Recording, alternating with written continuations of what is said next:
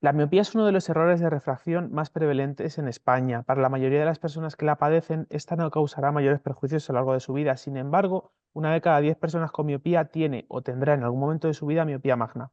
De ellos, un 15% desarrollará una discapacidad visual, y es que la miopía magna supone en España el primer motivo de ceguera legal. Para más INRI, cuanto mayor es el defecto refractivo, más costosas son las correcciones ópticas necesarias para compensarlo.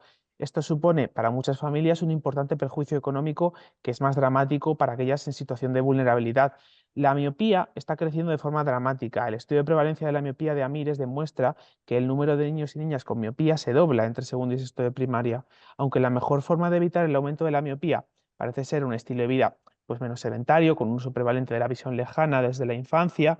Sí que existen métodos complementarios que llevan años prometiendo soluciones desde el punto de vista de la medicina para detener pues, esa progresión de la miopía en la infancia.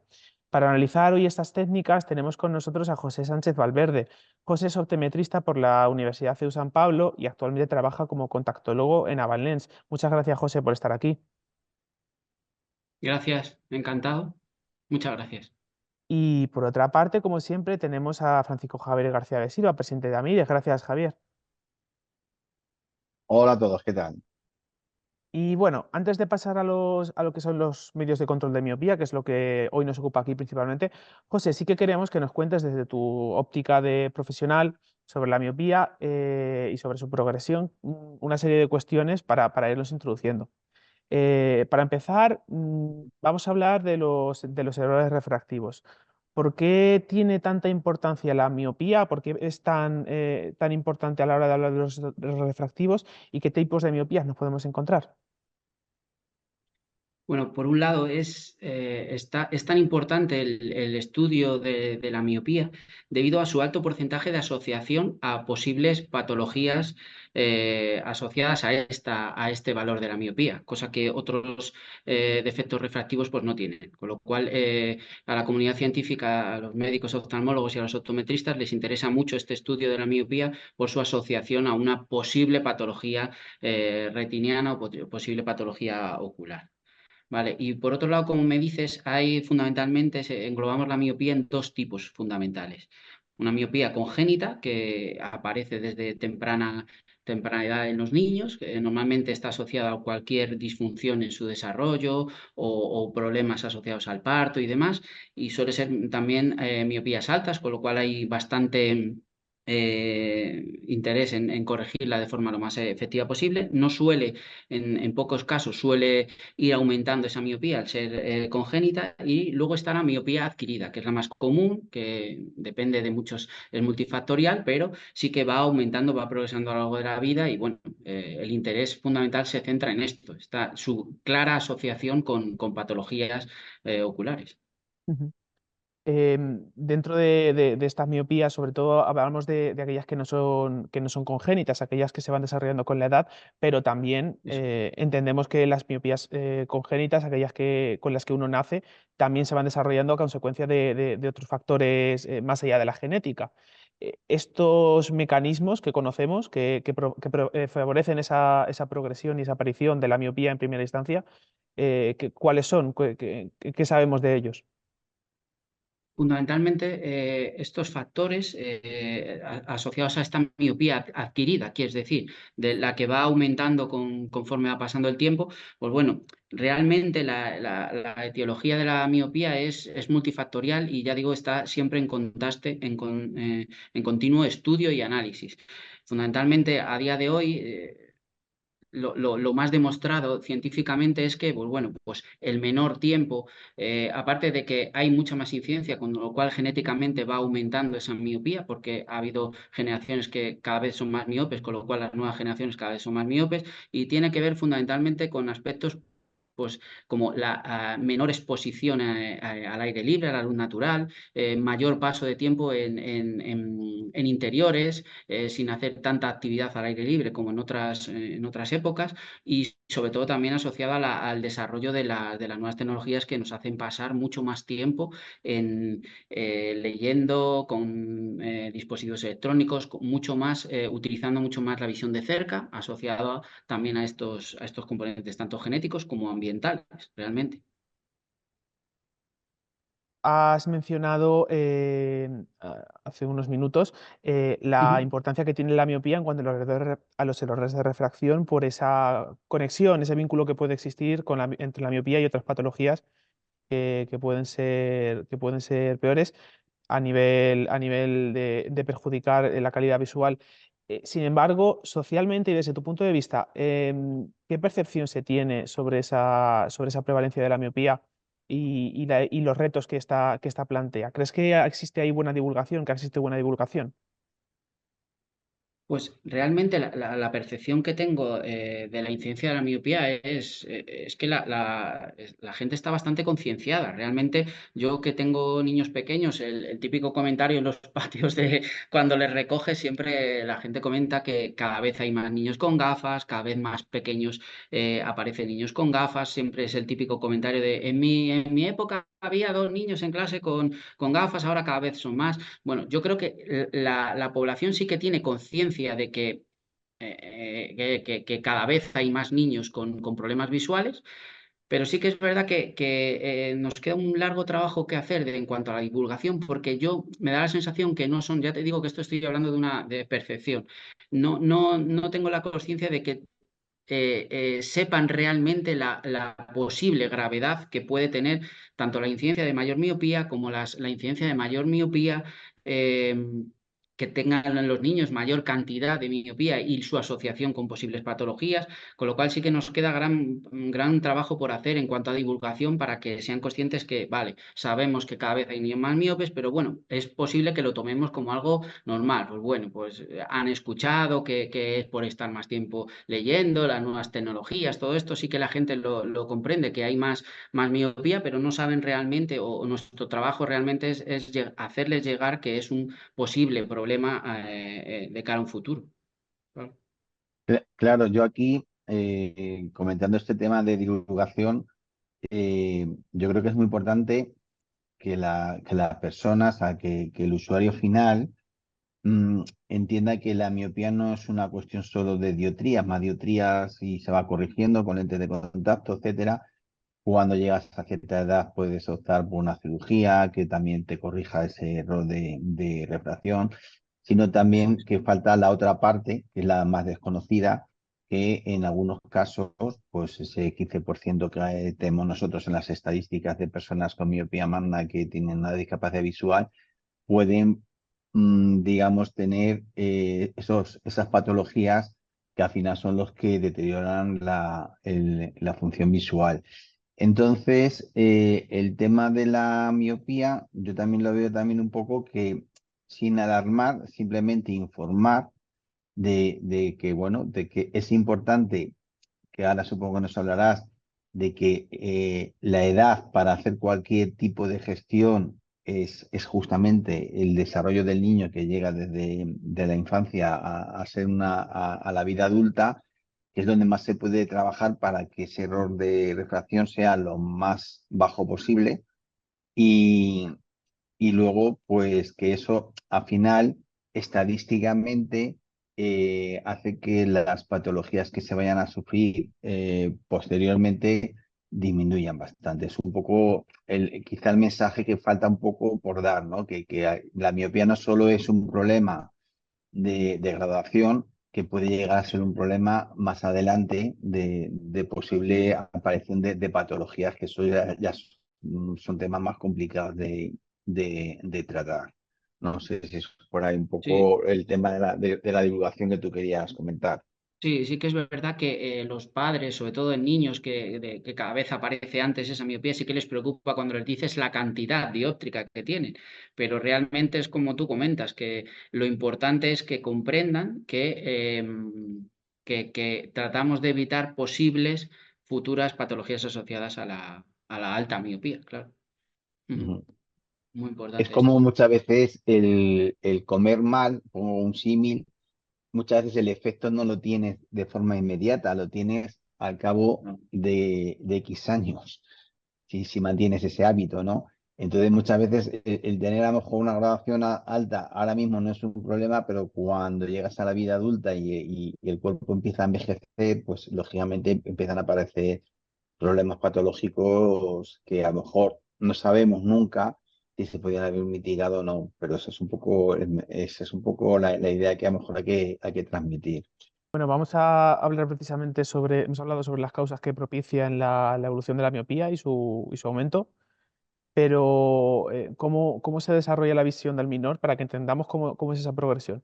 ¿Cómo se desarrolla y cómo evoluciona la visión del menor desde que éste nace hasta que es adulto cuando se presenta la miopía? El bebé, hemos hablado de que puede nacer miope o no, con esa miopía congénita, pero Exacto. cuando se desarrolla más tarde, cómo va esa evolución?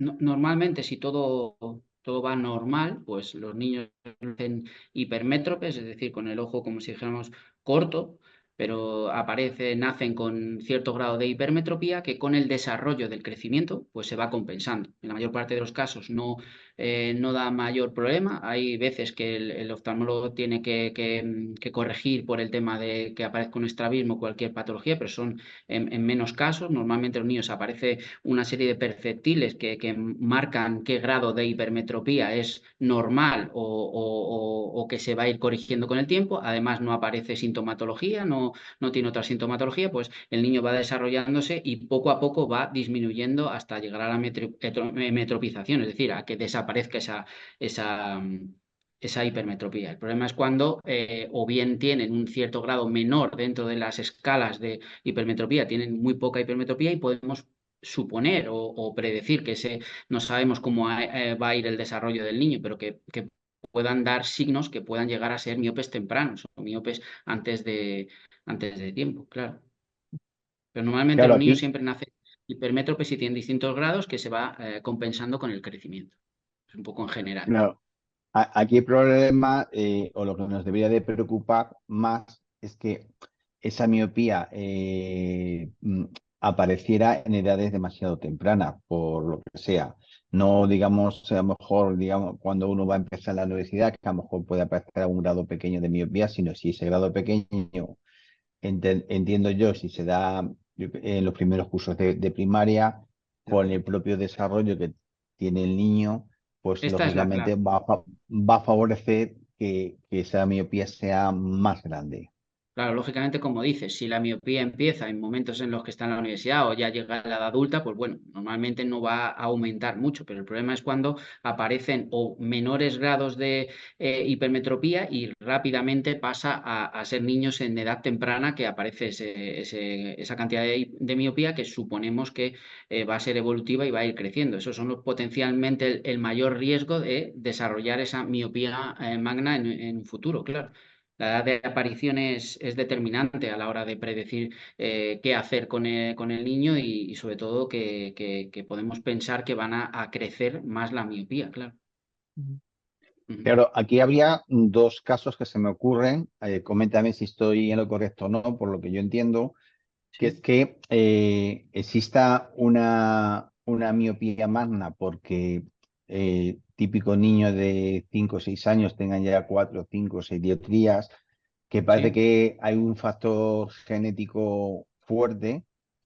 Ujú. Y otro caso que también podría ser que la miopía aparezca en edades muy tempranas porque tenga un ojo que no, que digamos no sea muy hipermétrope y Ujú. digamos el desarrollo le favorezca una miopía magna. Entonces, digamos que seguramente el primer caso es más preocupante porque hay un factor genético que seguramente será más difícil de controlar.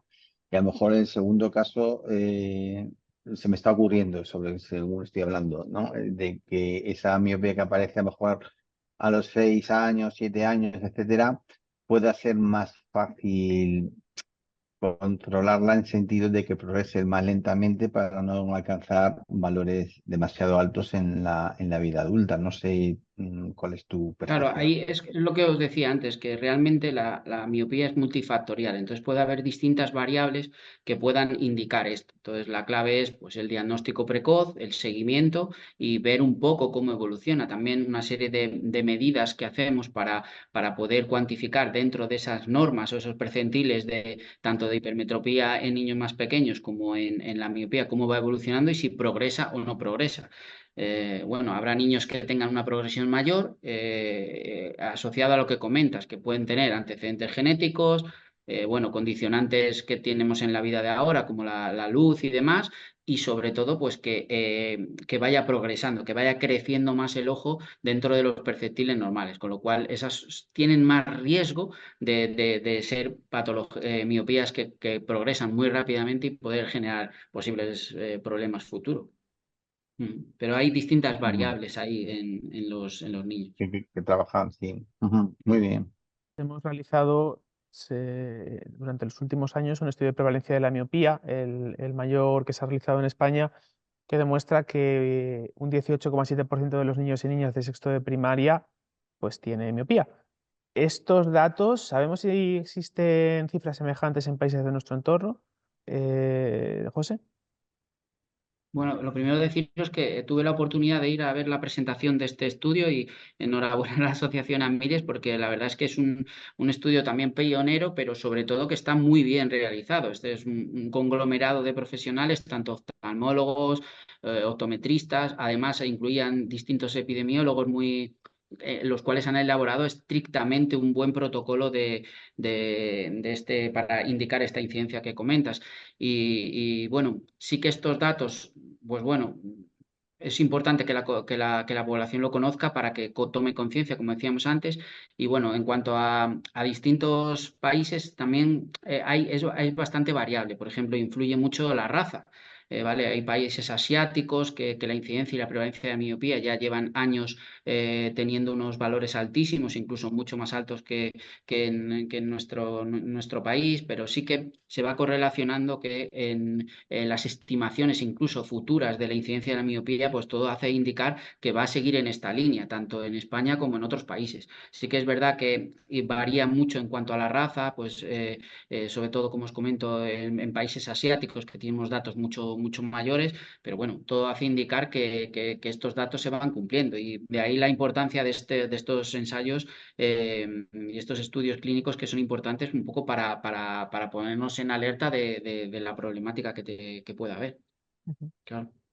Una pregunta, pero en lo que es más en países de nuestro entorno, en Europa, digamos sí, Europa, a lo mejor Estados Unidos, Australia, que quizás también tengamos unas culturas mucho más similares.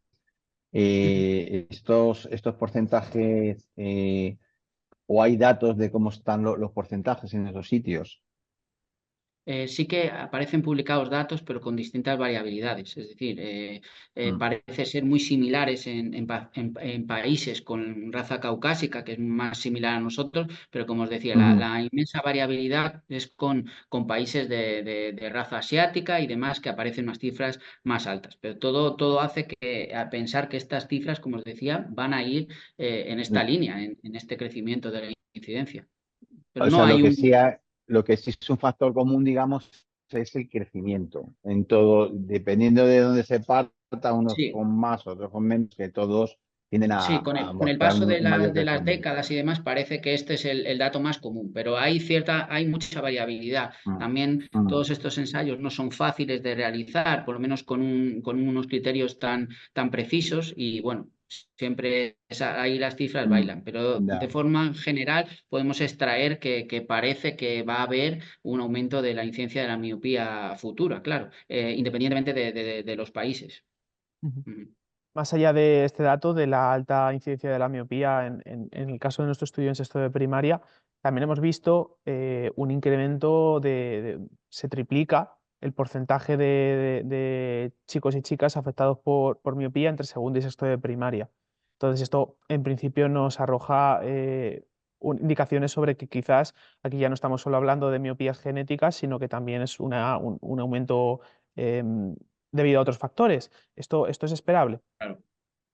Sí, sí, claro. Es como os decía, pues parece que tanto una cosa es la parte genética que se va sumando poco a poco, pero también un poco las condiciones de los cambios que se van produciendo en las costumbres o en la vida. Como os decía, parece que lo que mayor peso en la evidencia científica parece también, o una de las partes que más influye, pues puede ser el tiempo de la exposición a la luz solar, a la luz natural, y el mayor tiempo que pasamos en indoor, que es como dentro de casa, incluso también también pues, los datos lógicos de que utilizamos nuestra visión en mayor parte del tiempo en cerca más que en lejos. Todo va Ujú, correlacionado con esto, claro. Por un lado esta parte genética y por otro lado el tipo de vida que llevamos. Todo hace ujú. pensar, fíjate el salto que da tan importante en este estudio, como tú decías, que en 2, 3 años de evolución la incidencia se triplica, claro. Ujú. Ujú. Mm. Esto es Bueno, así. bueno, pues con esta explicación sobre cómo funciona la miopía, sobre cómo va progresando esa miopía, sobre todo en las etapas tempranas de la vida, vamos a pasar a lo que nos ocupa, que es los métodos de control de esa progresión. José, ¿crees Ujú. que la divulgación que se ha dado a la sociedad sobre estos métodos es adecuada o existe confusión? La gente no sabe muy bien a qué nos referimos cuando hablamos de control de miopía.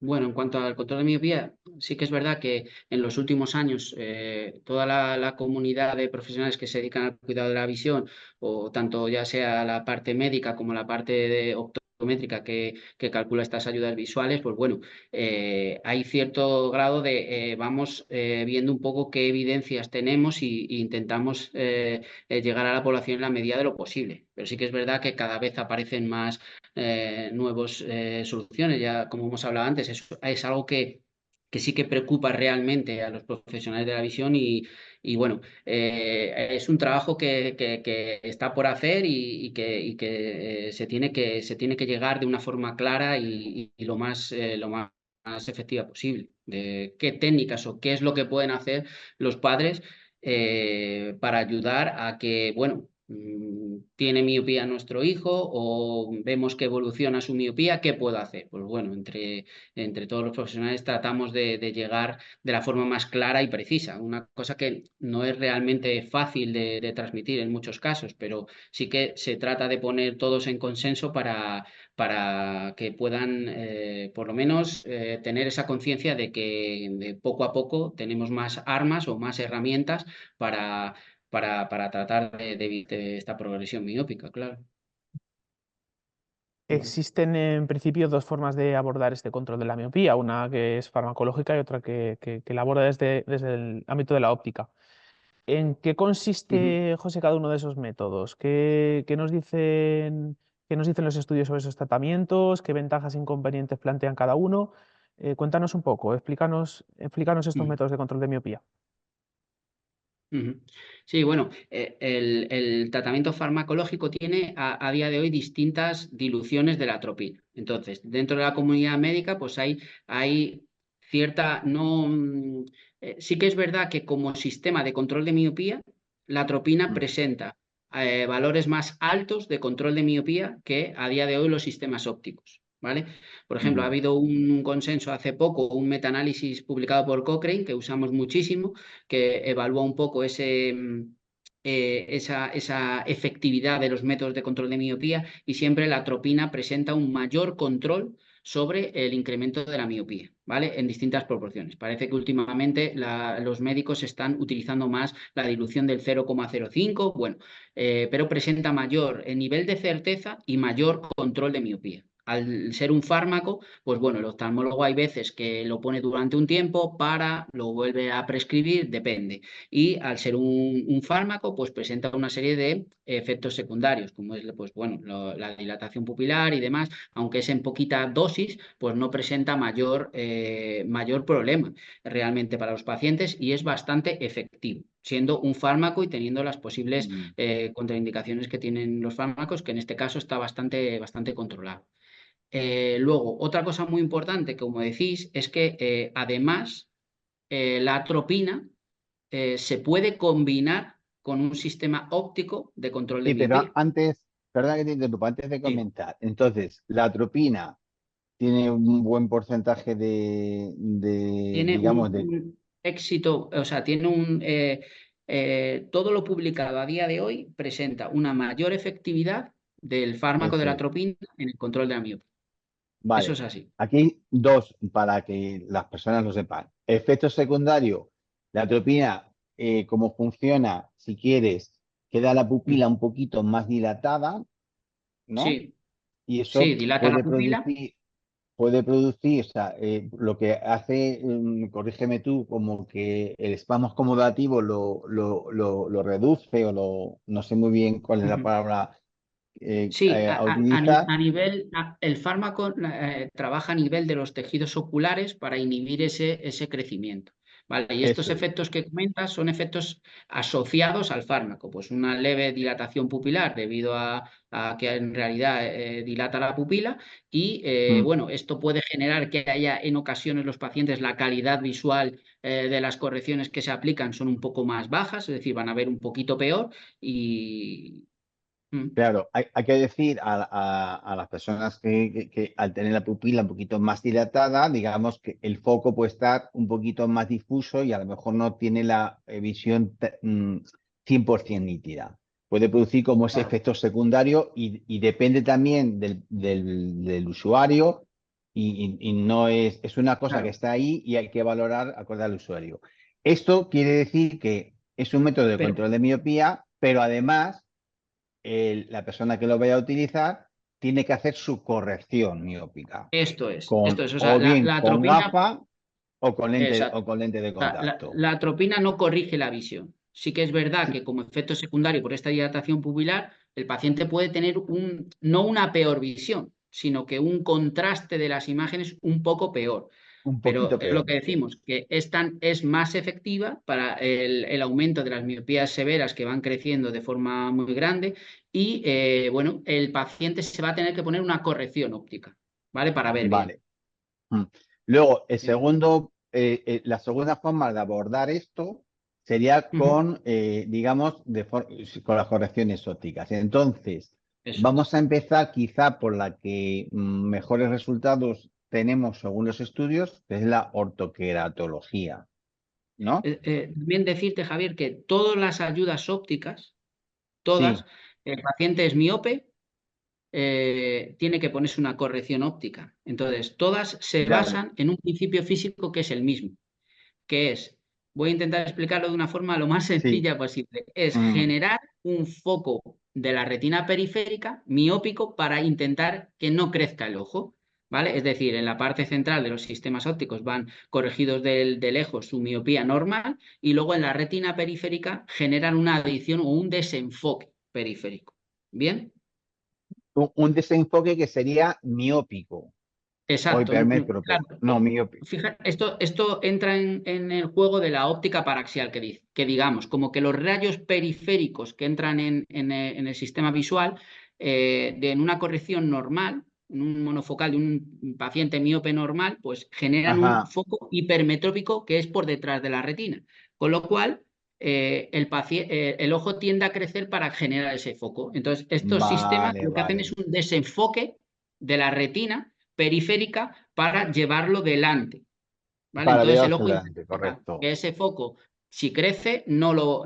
Entonces es por óptica paraxial. Entonces todos se basan en lo mismo. Dentro de los sistemas ópticos existen las lentes de contacto de uso diurno con desenfoque periférico, la ortoqueratología que por sí misma genera un desenfoque periférico y las gafas de desenfoque periférico que de forma simulada generan esto. ¿Vale? Aparte también Vale. se cree que engloban una serie de aberraciones esféricas que también generan esa inhibición del crecimiento, pero es como un apoyo al propio tratamiento de la miopía, ¿vale? O Ujú. sea, ya que el Vale. paciente necesita una corrección óptica, pues generamos ese desenfoque para intentar inhibir de forma óptica ese crecimiento. Y aparte, pues el oftalmólogo prescribe la atropina si es necesario y para intentar apoyar más Mm.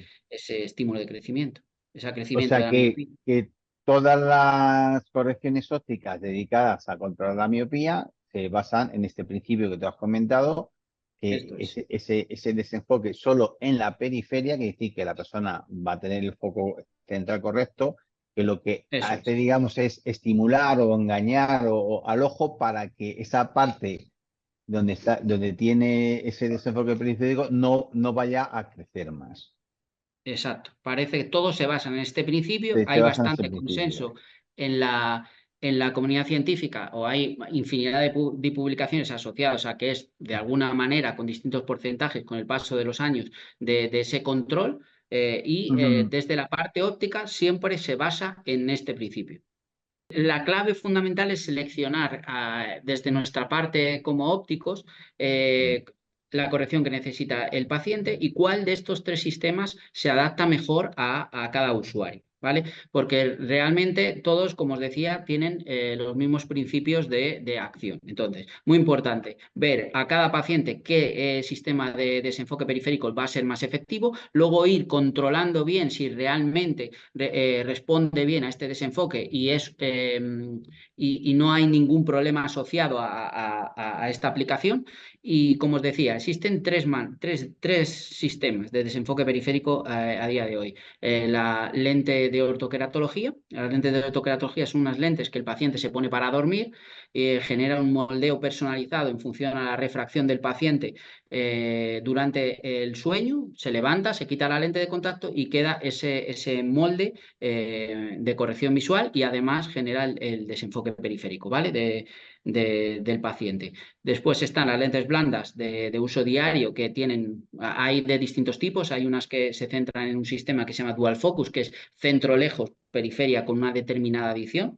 Normalmente son en uso diario, aunque poco a poco la industria va incorporando lentes blandas de uso diario que también corrigen astigmatismo y que también presentan corrección de lejos, de centro y periferia con esta adición. Y luego está la gafa. La lente oftálmica que el paciente se va a poner durante el día normal, ¿vale? Lleva su corrección óptica, como has dicho tú antes, en el centro y luego va esos pequeños sistemas de adición para que genere el desenfoque periférico. ¿Vale? Entonces, pros y contras. Pues bueno, desde mi punto de vista, habrá pacientes que por sus condiciones personales no sean adecuados para el uso de lente de contacto y pueden llevar la gafa, ya que van a llevar esa gafa con la corrección óptica, pues que lleven ese desenfoque para generar el control de la miopía. Hay pacientes que las publicaciones indican que el nivel de certeza, incluso de control de miopía, es mayor en la ortoqueratología. También es el sistema que lleva más implantado, más tiempo usándose, no aplicado al control de miopía, pero sí de más tiempo y de forma secundaria genera este desenfoque y hace ese control de miopía. Y mi impresión general es que tengo más posibilidades de customizar los sistemas de control de miopía haciendo un tratamiento de ortocar, es decir, el paciente usa las lentes por la noche y durante el día no lleva lente, por varias razones. Uno, el control parental, que para mí es muy importante en los niños, es decir, los padres controlan en el momento en el que el niño se pone la lente de contacto, la libertad durante todo el día sin ningún sistema de corrección visual, con lo cual el paciente ve bien.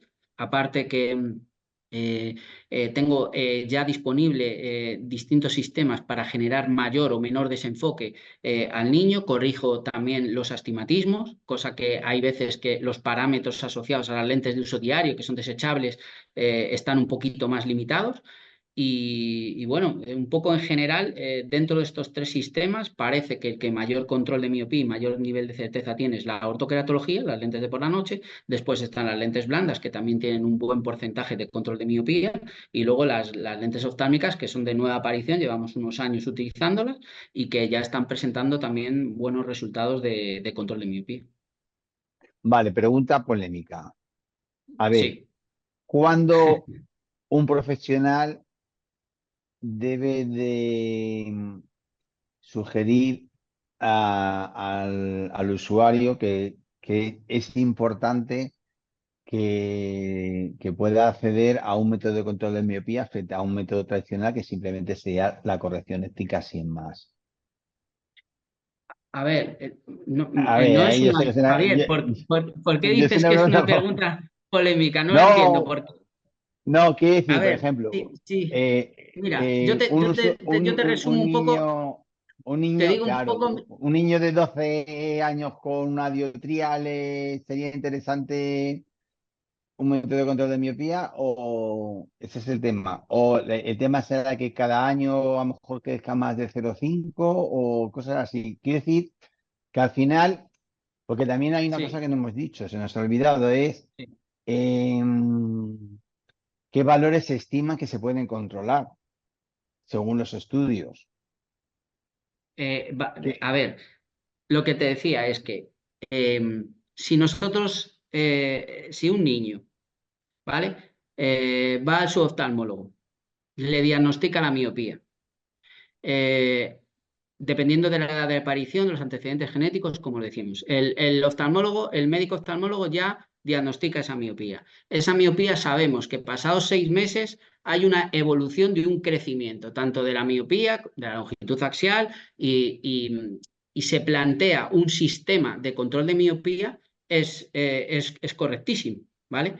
Otra cosa es, o sea, no hay O sea, por polémica ahí. O ejemplo, sea, no, por ejemplo, sería antecedentes, edad de la ¿sí? aparición y progresión Ujú. del Y usuario de la progresión de la manifestación de la miopía. Con misma. lo cual, a partir de Claro, ahí, allá tienes el un médico criterio. te puede Claro, decir, vale, vamos a intentar hacer un sistema de control de miopía. Podemos empezar con el fármaco, vemos evolución, a partir de ahí apoyarlo con un sistema óptico de desenfoque periférico. O bien, vamos a esperar a aplicar ese sistema de desenfoque periférico con un sistema óptico y luego vemos un poco qué evolución tiene, si crece o no crece la miopía y lo puedo combinar con el fármaco o no. Es un proceso que se va viendo en función al desarrollo de esta miopía.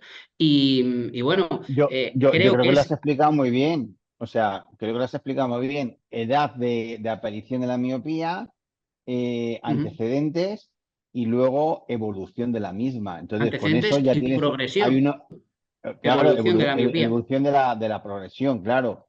Entonces, con eso ya hay unos criterios para decidir que ese usuario puede ser candidato a beneficiarse de un sistema de control de miopía o no, o Exactamente. una corrección óptica Bueno, estándar, digamos. estándar. Imagínate que hay un niño que hace 4 revisiones con su oftalmólogo en el que verifica claramente que no hay evolución de la miopía.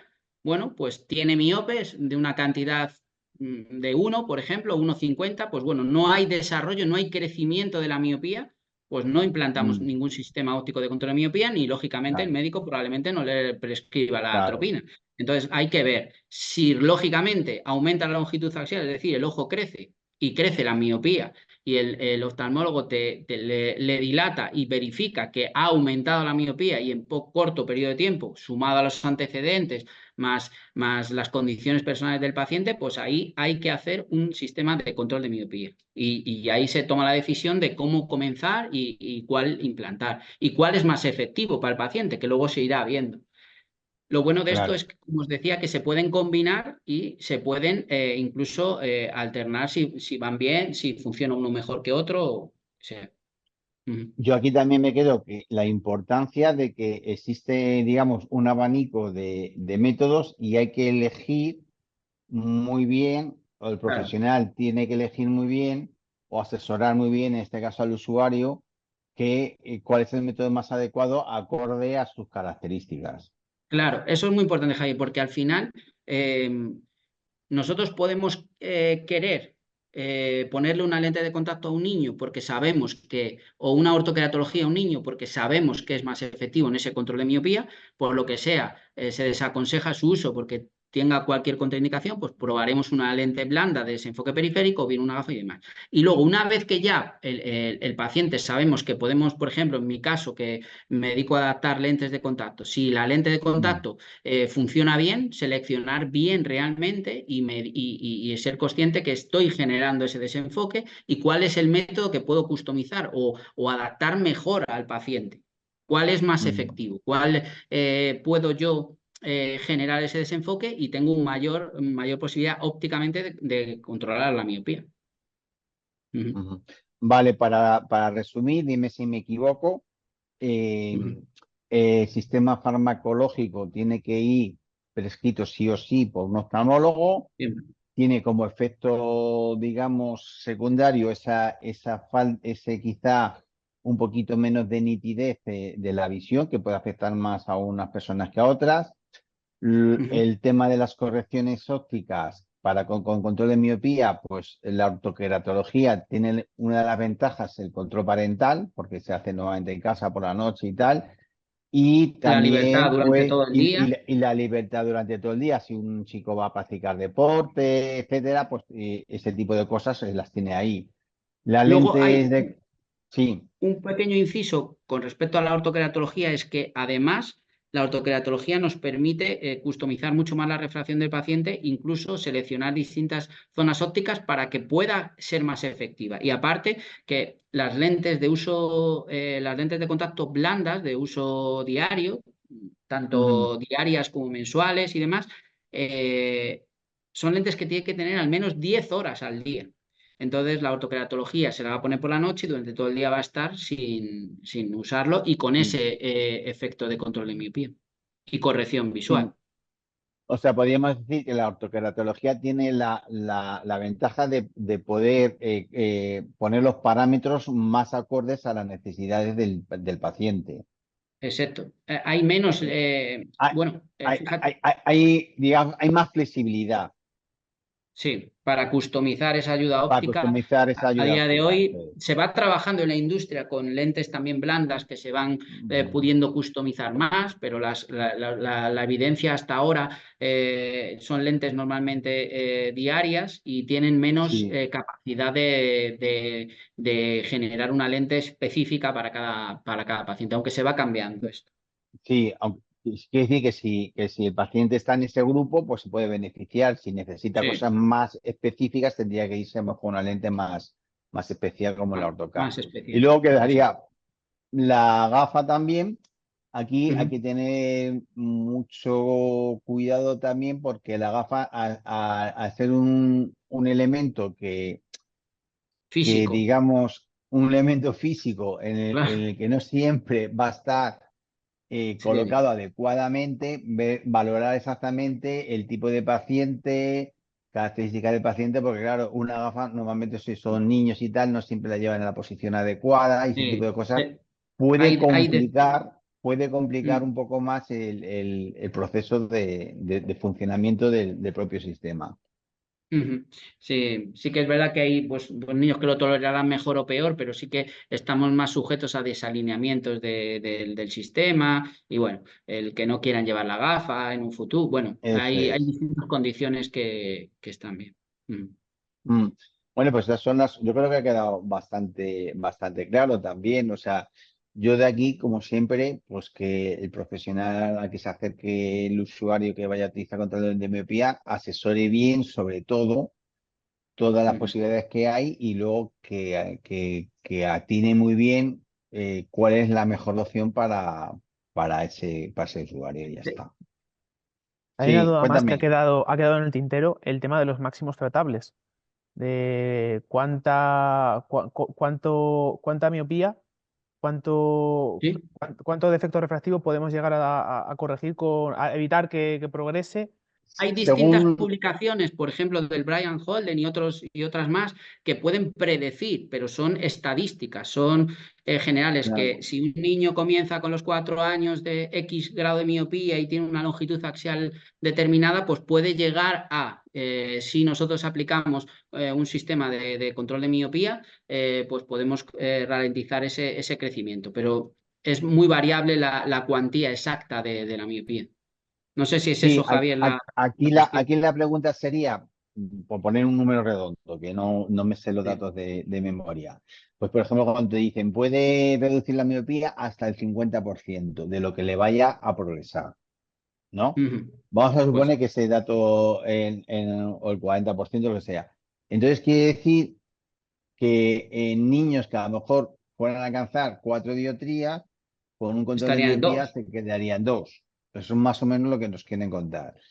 Claro, Eso es. todos estos datos están basados y corrígeme, en Sí, estudios que se ha hecho en población infantil, normalmente hasta los 12 años, y sí. en miopías bajas. No conozco así estudios masivos con miopías por encima de 6 a, por ejemplo, 8 dioptrías, 10 dioptrías, en los que se ha Ujú. aplicado esto viendo qué resultado hay. Entonces, muchas veces Claro. también esa Son información hay que darla. estimaciones. Son estimaciones, claro. Estimaciones que dan de si dentro de los baremos estándar pueden llegar a controlar. Y luego dentro de los ensayos clínicos asociados a las distintas técnicas, pues hay una serie de porcentajes que pueden variar en función al método de inclusión de cada muestrario de pacientes y demás. Es variable o sea, no, Que quiere por decir ejemplo, que también hay que contar esto, o sea, quiere decir que al final estamos hablando de cuando se trata, corrígeme si me equivoco, sí, valores, digamos, por debajo de 6 dioptrías, el reducir 1 o 2 dioptrías respecto a lo que hubiera tenido si no se hubiera aplicado el control, esto si, es un eh, éxito, que es un realmente. éxito, que es un éxito, Claro. pero estamos trabajando en esas. No sabemos, no existe suficiente información o estudios suficientemente prolongados en el tiempo o con una muestra Mm. suficientemente grande, con unas miopías más elevadas, 7, 8, 9, 10 dioptrías, qué es lo que ocurre. Y es un poco también la información que hay que dar al usuario, a los padres en este caso, que son Sí, normalmente sí, los que deciden este tipo de cosas, que esos estudios están hechos en ese tipo de población. ¿Por qué te comento esto? Porque nos llegan sí, casos de padres con niños de 12, 14 años que a lo mejor ya tienen 8 dioptrías y tal, pues chicos, no te puedo decir nada porque no conozco cómo funciona claro, eso en en ese rango de edad y con ese número de dioptrías.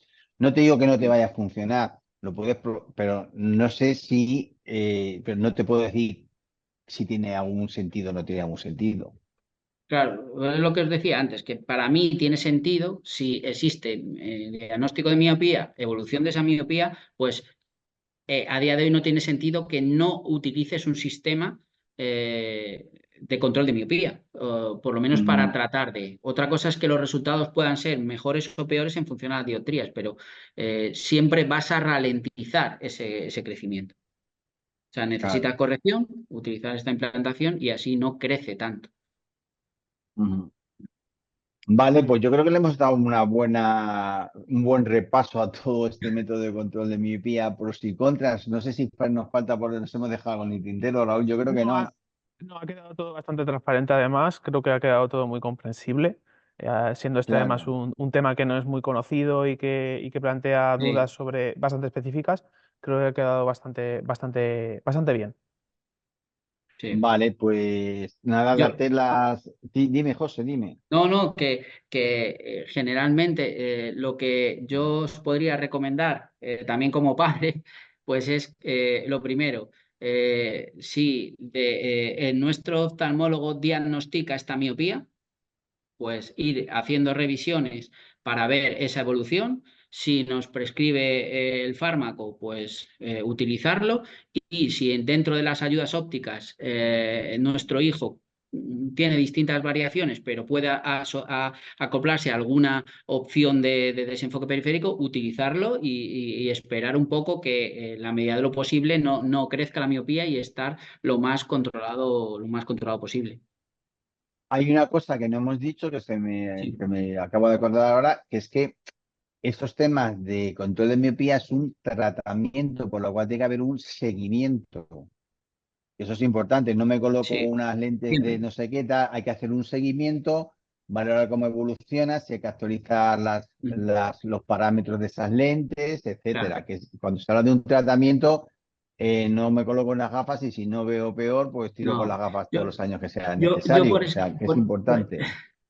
yo lo que puedo deciros es que fundamentalmente mi práctica clínica es la adaptación, el cálculo y adaptación de lentes de contacto, y entonces siempre necesito esta estrecha colaboración con el oftalmólogo que va a hacer el seguimiento y va a verificar que la miopía no ha crecido con técnicas de dilatación pupilar para comprobar que no le aumenta la miopía, no le aumenta la longitud axial y la lente de contacto que nosotros le adaptamos va todo correcto y no genera ninguna contraindicación, con lo cual es importantísimo, o sea, no es poner una corrección óptica y ver hasta que cuando el niño te dice que no ve, no, tenemos que tener un seguimiento y cómo evoluciona ese crecimiento de la longitud axial y si evoluciona o bien cambiar desde nuestro punto la lente de contacto para que genere más o menos desenfoque y el oftalmólogo ir haciendo todas las revisiones para comprobar que la salud del paciente está bien, que no le ha aumentado la miopía, que está todo correcto y que necesita o no el fármaco o otro sistema óptico. Esto es clave. Claro, aquí es interesante, que no lo hemos comentado tampoco, que el oftalmólogo tiene la capacidad de dilatar la pupila y de poder medir esa longitud axial, ¿no? Nosotros podemos medir la longitud axial también Ah, con podéis un medir diómetro, también. pero el oftalmólogo, como os decía antes, se necesita la necesaria colaboración. El oftalmólogo va a prescribir, Claro. va a diagnosticar que tiene miopía y va a hacer un seguimiento. Nosotros como ópticos vamos a calcular qué sistema Mm, óptico le va a ayudar para que vea bien y, si es oportuno, y nos considera el vale, oftalmólogo que podemos aplicar ese desenfoque tal. Pero va a hacer ese seguimiento claramente, con lo cual es muy importante esa sí, doble revisión por parte del oftalmólogo y del muy optometrista. bien, Muy muy bien. importante. Pues yo creo que ha quedado todo bastante claro. Entonces, Sí. bueno, darte las gracias, José, y al centro donde estás, a Banlens, por dedicarnos todo este tiempo. Y bueno, espero que también las personas que lo escuchen pues puedan tengan una información mayor para a la hora de acudir al profesional poder plantearle las diferentes cuestiones que se les puedan ocurrir. Y ya está. Muchísimas gracias, José. Nada, gracias a vosotros y sobre todo también, como decía antes, enhorabuena por el estudio, que es muy, muy interesante, muy necesario y bueno, a ver si puede haber en un futuro más estudios y un poco arrojar luz a esta, Ujú. esta materia, claro.